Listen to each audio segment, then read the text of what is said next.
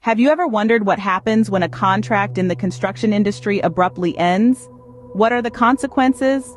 Well, in the world of contracts, this is known as termination, a concept that carries significant implications. Let's explore this a little further. In the construction industry, termination often means that one or more parties are no longer bound by the contract, usually due to a breach or failure to fulfill obligations. Two common contracts in Malaysia that often involve termination are the PWD-203A and PAM contract 2018 with quantities.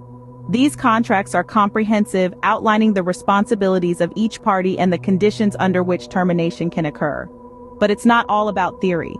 Termination in contracts also plays out in real life, with consequences that can be far-reaching and financially impactful. To understand this better, let's delve into two real-life cases of contract termination in Malaysia. First, we have the case of Binapuri Holdings BHE vs. Menteri Keuangan.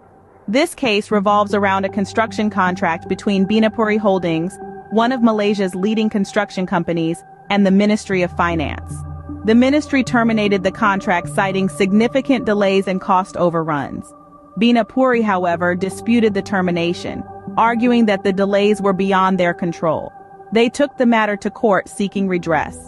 The court proceedings were lengthy and intricate, delving deep into the specifics of the contract and the circumstances surrounding the termination.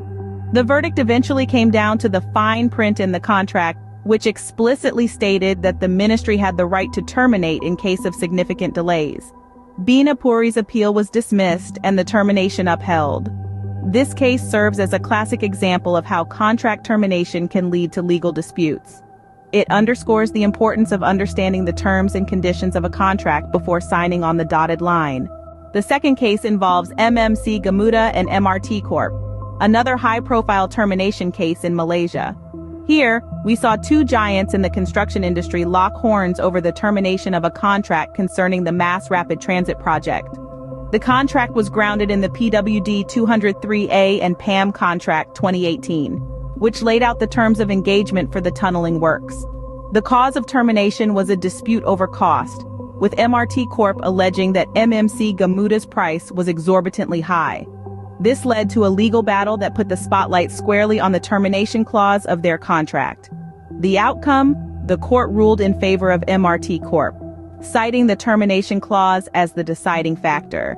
This clause permitted MRT Corp to terminate the contract if the contractor's price was deemed unreasonable. This case underscores the importance of the termination clause in contracts. So, what can we take away from these two cases? In this journey, we've explored the concept of termination in contracts, as defined by PWD 203A and PAM Contract 2018 with quantities.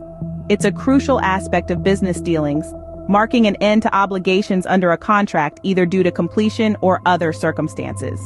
We've delved into two high-profile cases in Malaysia: Binapuri Holdings BHD versus Menteri Keuangan and MMC Gamuda versus MRT Corp. Both cases provided us with valuable insights into the implications of termination in contracts. They highlighted the importance of understanding the terms and conditions, foreseeing potential issues, and planning for such eventualities. The key takeaway? Knowledge is power. Being savvy about contract termination can save you from potential pitfalls, unnecessary disputes, and financial losses.